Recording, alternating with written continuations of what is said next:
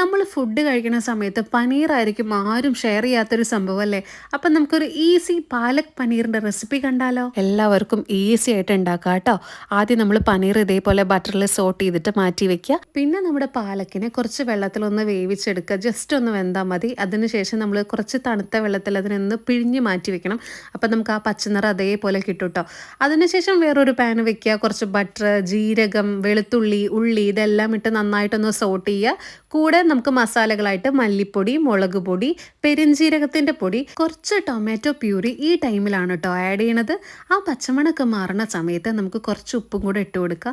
ഈ സമയത്താണ് നമ്മൾ കസൂരി മേത്തി ഇതിലേക്ക് ചേർക്കണത് കേട്ടോ. കൂടെ നമ്മുടെ ഗരം മസാലയും ചേർത്തിട്ടുണ്ട്. എന്നിട്ട് നമ്മൾ മാറ്റി വെച്ച് നമ്മുടെ പാലക്ക് വേവിച്ചതില്ലേ അത് നമ്മൾ അരച്ചിട്ട് ഇതിലേക്ക് ചേർക്കുക. അതിനുശേഷം കുറച്ച് ബട്ടറും കൂടെ ചേർക്കുന്നുണ്ട്. പിന്നെ നമ്മുടെ പനീറും കൂടെ ചേർക്കുന്നുണ്ട്. നല്ല സൂപ്പർ ടേസ്റ്റാണ്. ഫ്രഷ് ക്രീമും കൂടെ ഉണ്ടെങ്കിൽ ചേർത്തോളൂ. ട്രൈ ചെയ്ത് നോക്കൂ. ബൈ.